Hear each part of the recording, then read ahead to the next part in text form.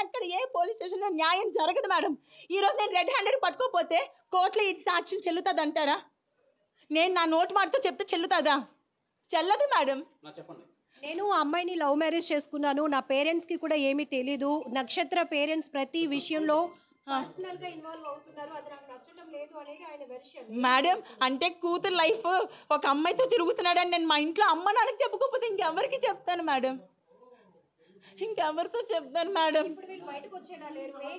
లేదు మేడం, వాళ్ళు వచ్చిందాక నేను బయటికి కదలను మేడం.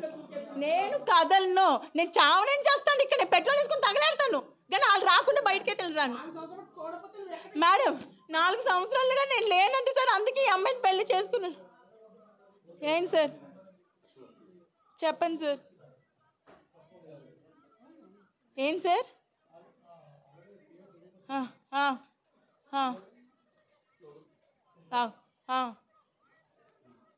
సార్ ఈ నిజంగా లా తెలిస్తే వాయిస్లో కూడా ఫారెన్సిక్ ఉంటుంది, వాయిస్లో కూడా ఫారెన్సిక్ ఉంటుంది సార్.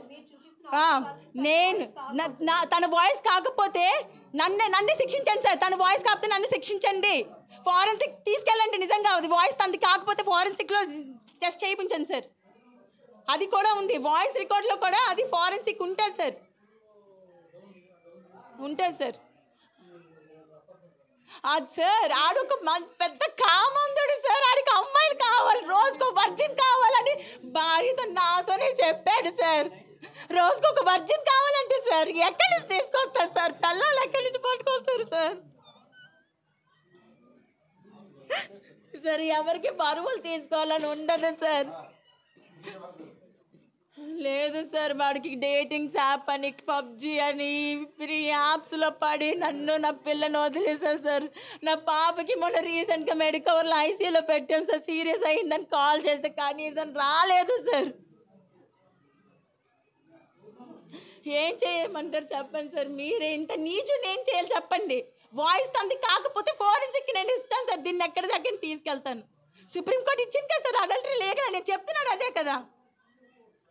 అడల్టరీ లీగల్ అంటే ఇలా పిల్లలు ఉన్నప్పుడు కూడా అడల్టరీ లీగలా సార్?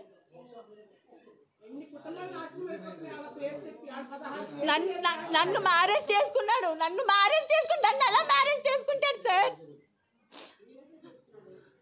నేను డివోర్స్ కూడా పిటిషన్ వేయలేదు సార్.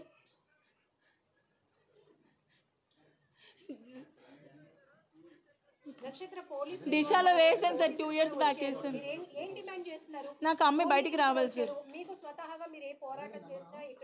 మేడం మీకు ఒక్క విషయం చెప్తాను, ఇలాంటి ఎదవల్ని వదిలేస్తే రోజుకొక అమ్మాయిని పాడు చేస్తాడు మేడం వీడు.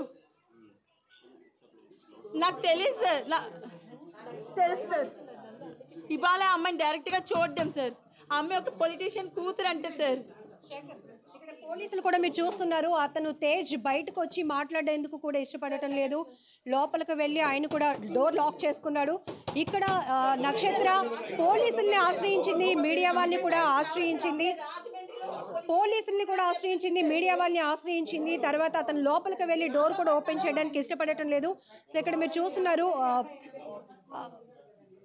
యూనిఫామ్లో ఉన్నటువంటి ఒక కానిస్టేబుల్ వచ్చినప్పటికీ కూడా అతను ఏమాత్రం రెస్పాండ్ అవ్వడానికి ఇష్టపడలేని పరిస్థితులు. నక్షత్ర చెప్తోంది, తాళి కట్టిన భర్తను కావాలని కోరుకుంటున్నాను నేను.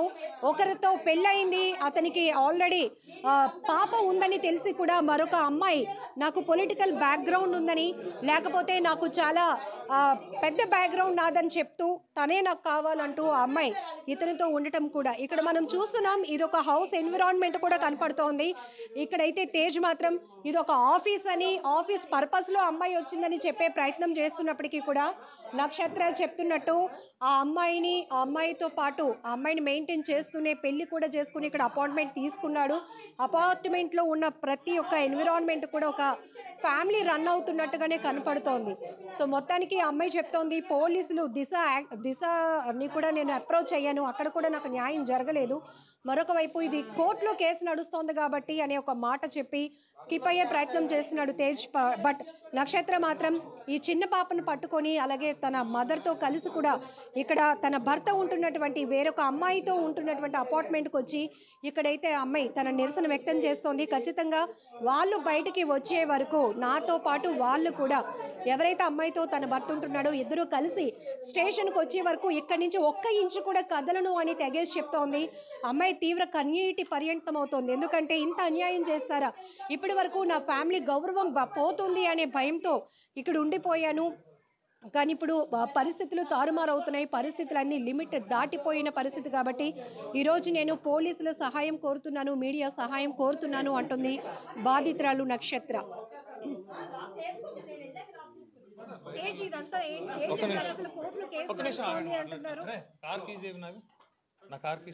వస్తాను కార్ కీసేవరా నువ్వు కార్ వేసుకొచ్చావా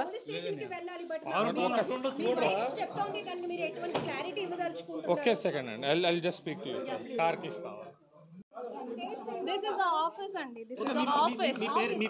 ఏంటి పర్పస్ ఆఫ్ ఏంటి ఏ వర్క్ పర్పస్ మీరు ఏ పర్పస్ లో ఈ office This is the office. Okay excuse me you have to give reply to మీరు ఏ మీరు Police పొలిటికల్ బ్యాక్గ్రౌండ్ ఏదో ఉంది అంటున్నారంట. అలాంటి ఏం లేదు. మీరు ఏ పర్పస్ లో ఇక్కడ రావడం జరిగింది చెప్పండి మీరు. ఆ అమ్మాయి ఒక అమ్మాయి బాధితురాలు తను వచ్చి మీడియా చెప్పాల్సిన రెస్పాన్సిబిలిటీ ఉంది. Excuse me. ఖచ్చితంగా చెప్పాలి. పోలీస్ మాట్లాడడానికి నాకు అనుమతి ఇచ్చాక నేను మాట్లాడతాను. ఆల్రెడీ మాట్లాడాను. ఫస్ట్ మీరు ఏం లేదు మీరు ఏ పర్పస్ లో మీరు వచ్చారు Don't give. మీరు ఏ పర్పస్ లో వచ్చారో చెప్పండి చెప్పండి మీరు మాట్లాడాల్సిందే. సైడ్ లో